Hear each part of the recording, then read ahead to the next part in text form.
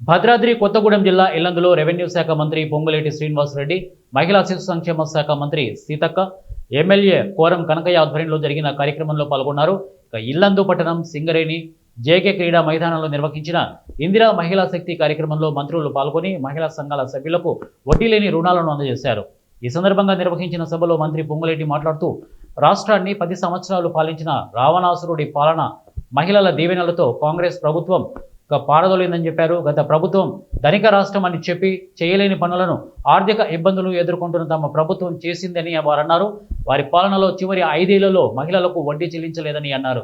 1 కోటి మంది మహిళలను కోటీశ్వర్లను చేసే లక్ష్యంతో తమ ప్రభుత్వం పనిచేస్తోందని వారు అన్నారు. ప్రభుత్వం అధికారంలోకి వచ్చిన 24 గంటల్లోనే ఉచిత బస్సు సౌకర్యం కల్పించడం జరిగిందని అన్నారు.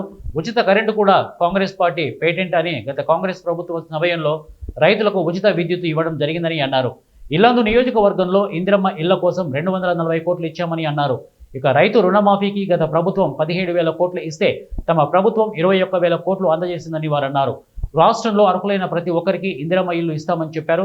రాబోయే స్థానిక సంస్థల ఎన్నికల్లో ఆడబిడ్డల దీవెనలు ఉండాలని మంత్రి ఆకాంక్షించారు. ఈ కార్యక్రమంలో పాల్గొన్న మంత్రి సీతక్క మాట్లాడుతూ స్థానిక సంస్థల ఎన్నికల్లో 50% మహిళలే పాలన చేపడతారని తెలిపారు. ప్రతి మహిళను కోటీశ్వరాలుగా చేసి వారి కళ్ళలో ఆనందం చూడడమే రేవంత్ నేతృత్వంలోని ప్రభుత్వ లక్ష్యమని తెలిపారు.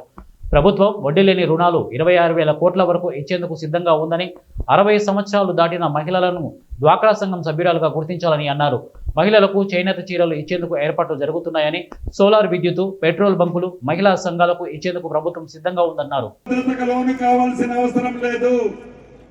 పేదవాళ్ళందరికీ ప్రతి గ్రామంలో ప్రతి పట్టణంలో అర్హులైన ప్రతి వాళ్ళకి ఎన్ని ఆర్థిక ఇబ్బందులున్నా, ఎన్ని కష్టాలు వచ్చినా, ఎన్ని కుళ్ళు కుతంత్రాలు పండినా పేదవాడికి చెప్పిన ప్రతి మాటని మీ దీవెనలతో ఉన్న ఈ ఇందిరమ్మ ప్రభుత్వం చేయటానికి సిద్ధంగా ఉంది. కాబట్టి ఇల్లు రాని వాళ్ళు నా ఆడబిడ్డలు నా ముఖంకెళ్ళి చూస్తున్నారు. ఇళ్ల మంత్రి కదా సీనన్న, ఇంకేమీ చెప్పట్లేదని ఆడబిడ్డలకి ఈ వేదిక మీద నుంచి ఒకటే చెప్తున్నా. ఆ ఎర్రకోక అక్క 100కి 100% ఒక్కసారి ఇచ్చి మనం చేతులు దింపుకొని పోం. విడతల వారీగా ఇంకా 3 సార్లు అర్హులైన ప్రతి పేదవాళ్ళకి ఈ ప్రభుత్వం, మీ ప్రభుత్వం పక్కా ఇందిరమ్మ ఇల్లు ఇస్తుందని కూడా మనస్ఫూర్తిగా మీ అందరికీ తెలియజేస్తూ,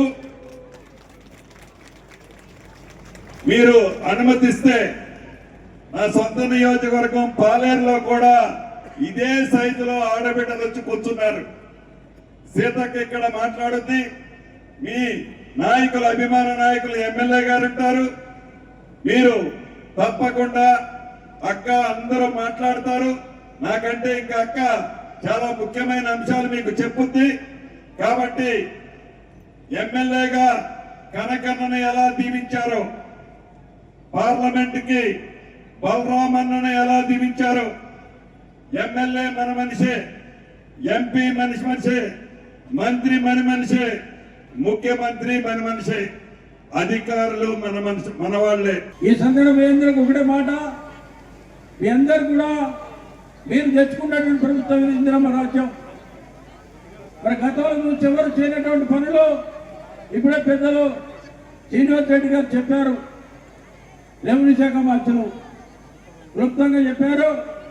మిగతా కూడా అక్కగారు, మన పెద్ద గారు మహిళలకు సంబంధించినటువంటి ఏమేమి సంక్షేమ పథకాలు ఇచ్చామో, ఏమి చేశామో, ఇల్లు ఇచ్చాం, కరెంట్ ఇచ్చాం, గ్యాస్ ఇచ్చాం, రేషన్ కార్డు ఇచ్చాం, ఇవన్నీ కూడా వారు వివరంగా చెప్పాలనుకున్నారని చెప్పి మీ అందరికీ విజ్ఞప్తి చేస్తూ, మీరు చాలా మన సమయం 12 గంటలకు వచ్చారు కాబట్టి మిగతా విషయాలను కూడా అక్క, మన ప్రియమైన మంత్రి గారు, మీ అందరూ నాయకురాలు సీతక్క గారు పిల్లల్ని బాగా చదివించుకోవాలి, మీ కుటుంబాలు సంతోషంగా ఉండాలని మనస్ఫూర్తిగా కోరుకుంటూ, ఈ రోజు ఇందిరమ్మ ఇల్లు ఇచ్చిన లేడీస్కే ఇచ్చినాం.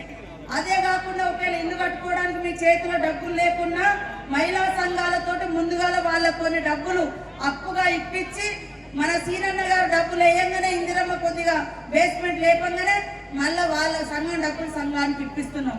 అంటే ఇదే బయట సంఘం కాకుండా వేరే ఉంటే మీకు ఆ సపోర్ట్ ఉండదు. ఇవాళ రేషన్ కార్డులు ఇస్తా ఉన్నాం, మహిళల పేరు మీదనే వస్తా ఉన్నాయి. ఇల్లులు వచ్చిన మహిళల పేరు మీదనే, పట్టాలు వచ్చిన మహిళల పేరు మీదనే. కాబట్టి మహిళా శక్తి ఎదగాలి. మహిళలు ఎప్పుడు కూడా మగవాడు ఎల్లగొట్టే ఇక మేము ఎక్కడో రోడ్డు మీద పడి బతుకుతాం అనేది లేదు. ఇంటికి ఓనర్లో మేమే, రేషన్ కార్డు ఓనర్లో మేమే, మహిళా సంఘాలలో సభ్యులలో ఉండి డబ్బులు మాయే, మీరే మా దగ్గరికి రావాలని అయినా మమ్మల్ని వదిలేసి కాదు అనే పరిస్థితి ఈరోజు మహిళలందరూ కూడా మరి తీసుకురావాలి. అట్లనే నేను ఒకటి ఇంతకుముందు నేనే డిజేబుల్ కూడా చూసేది, వికలాంగులు. దాంట్లో కూడా